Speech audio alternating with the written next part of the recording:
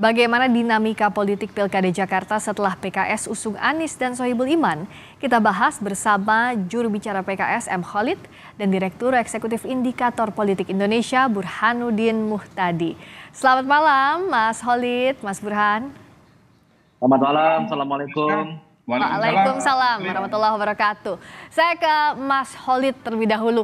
Ini ternyata PKS yang mulai kick off-nya nih di Pilkada Jakarta. Hari ini mengusung nama Anies Baswedan dan Sohibul Iman. Apa sih pertimbangan utamanya? Kenapa berbeda dengan pernyataan akhir pekan lalu yang yakin banget bahwa Mas Sohibul Iman yang akan diajukan oleh PKS belum menimbang nama Mas Anies?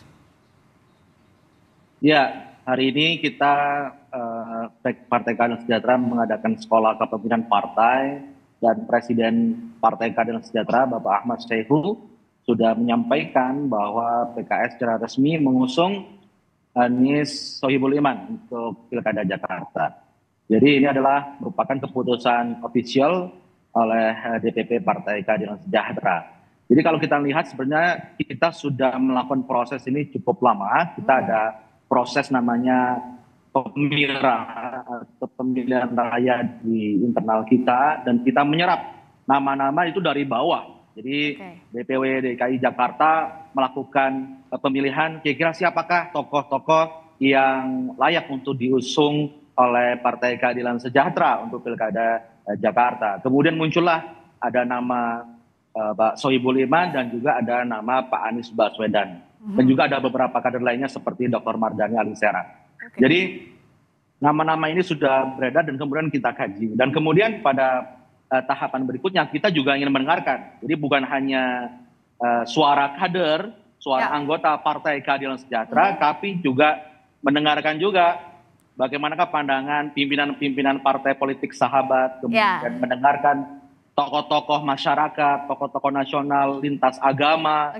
tokoh-tokoh bangsa. Kita juga menyerap aspirasi dan kita mengadukan. Jadi kita meraciknya, membuat sebuah formula yang terbaik. Karena memimpin Jakarta ini kita harus memilih perpaduan pemimpin yang terbaik. Dia memiliki kapasitas untuk menang dan juga memiliki kapasitas untuk memimpin yang teruji. Dan kemudian sampai pada satu kesimpulan, pimpinan bermusyawarah dan memutuskan pasangan Anies Baswedan dan Sohibul Iman adalah perpaduan pemimpin yang layak untuk diperjuangkan dan dimenangkan Mas oleh Khalid, Partai Keadilan Sejahtera. tapi kan PKS nggak bisa sendirian kalau Pilkada Jakarta, tentu harus ada kawan. Nah tadi siapa sahabat yang sudah diajak komunikasi, yang sudah kasih feedback, siapa aja, partai mana saja? Yang sudah sinyalnya kuat dan cukup positif merespon adalah Partai Nasdem dan PKB ya tentu kawan seperjuangan di Pilpres kemarin ya, dan kita juga sudah berkomunikasi dengan kawan-kawan di Nasdem dan PKB. Pak Ahmad Saihu juga sudah berjumpa dengan Pak Surya Paloh untuk mengkomunikasikannya. Tapi kan kalau PKS hari ini mengumumkannya paket. Nah, responsnya PKB dengan Nasdem seperti apa? Apakah artinya PKS juga masih membuka diri kalaupun cawagupnya ini masih harus diskusi dengan partai koalisi nantinya? Nah, nanti coba Kompas TV tanya kepada Partai Nasdem dan PKB ya. Tadi katanya apa? Baru komen soal Mas Aniesnya doang.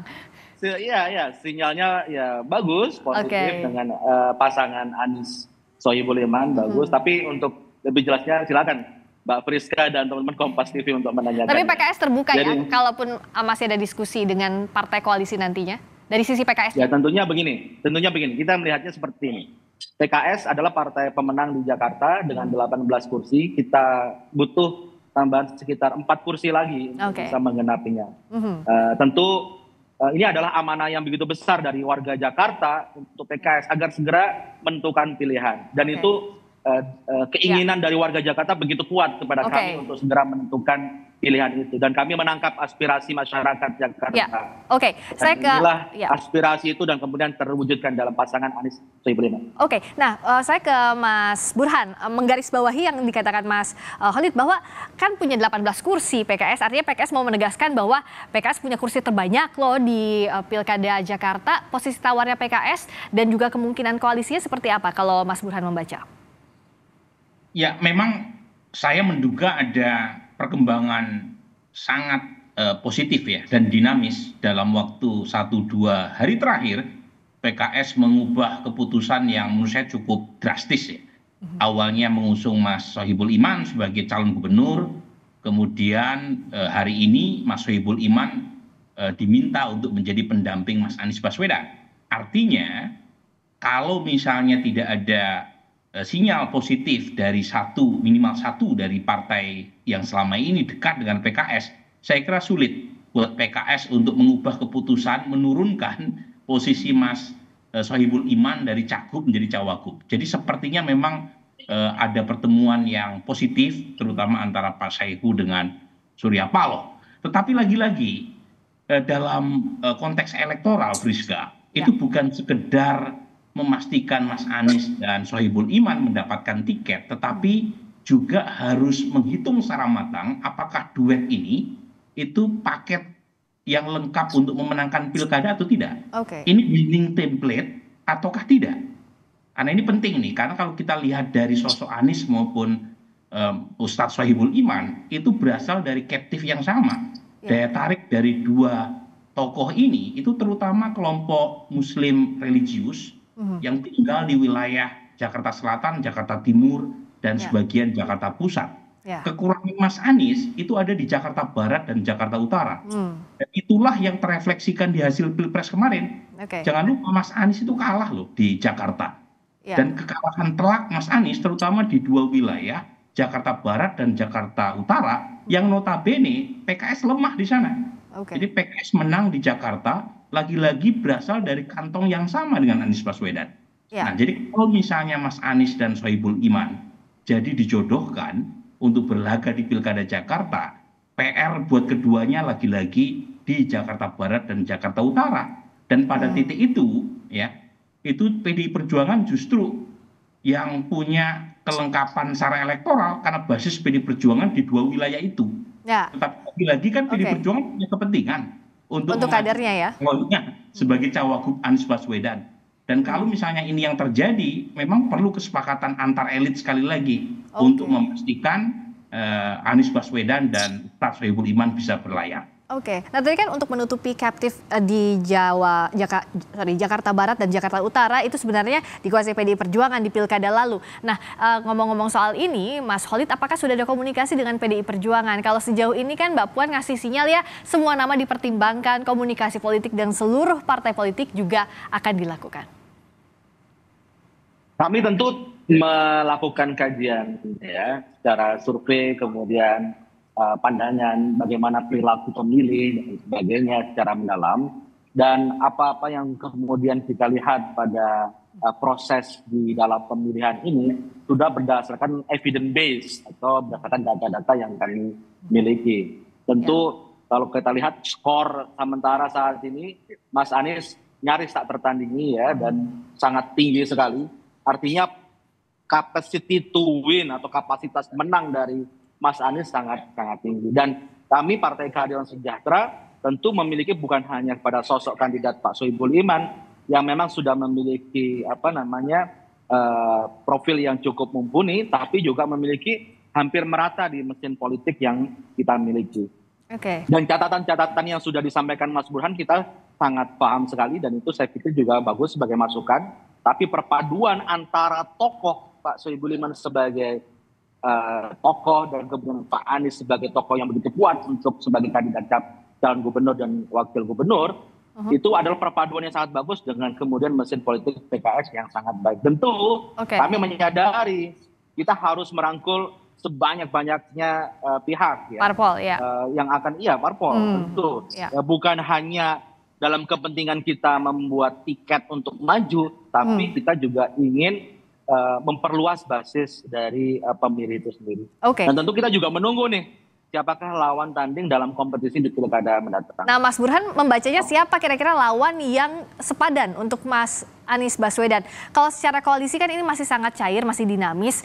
Parpol lain juga masih wait and see kan, di mana posisi tawarnya cagup kah, cawagup kah. Tapi sejauh ini bisa dibaca atau tidak sih siapa potensi lawan yang bisa sepadan dengan Anies? Kalau Mas Anies jadi berlaga di Pilkada Jakarta tahun ini, kemungkinan besar koalisi Indonesia Maju itu akan mengajukan Ridwan Kamil. Memang masih ada keberatan dari Golkar karena Ridwan Kamil masih diperlukan suaranya terutama dalam mempertahankan dominasi Golkar di Jawa Barat. Ya. Tetapi di antara tokoh yang dimiliki oleh koalisi Indonesia Maju, menurut saya memang hanya Ridwan Kamil yang punya potensi secara elektoral untuk menyaingi Anies Baswedan. Nah, di luar itu mereka nggak punya opsi. Dan itu pula yang menjelaskan mengapa Budi Satrio Jiwandono, kemudian nama-nama lain yang sebelumnya sempat diroketkan, tetapi layu sebelum berkembang. Jadi pertimbangannya memang sangat elektoral. Tapi lagi-lagi yang menarik buat saya, Friska, itu PD Perjuangan. Karena PD Perjuangan itu seperti terkunci ini sekarang. Satu sisi suara PD Perjuangan cukup besar di Jakarta, tetapi mereka tidak punya tokoh yang kuat secara elektoral, tetapi mereka punya dua pilihan. Satu, Ridwan Kamil, secara politik sulit buat PD Perjuangan untuk mendukung Ridwan Kamil, karena Ridwan Kamil bagian dari pola ya. Sementara yang tersedia berikutnya adalah Anies Baswedan. Dan kalau misalnya Anies berjodoh dengan Sohibul Iman, maka PD Perjuangan tidak punya pilihan lain kecuali memilih yang ada. Nah, karena PD Perjuangan nggak cukup juga untuk mengusung calon sendiri tanpa berkoalisi dengan partai lain. Jadi menurut saya langkah PKS untuk mengusung paket Anies dan Sohibul Iman itu langkah cantik untuk stealing the show, sekaligus juga mengunci supaya Mas Anies tidak dilirik oleh kader dari partai lain, termasuk dari PD Perjuangan. Jadi PKS is stealing the show. Kita lihat berikutnya siapa-siapa saja yang akan membuat langkah cantik di Pilkada Jakarta.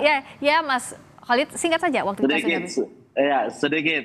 Ya, kami setuju sekali dengan Mas Burhan.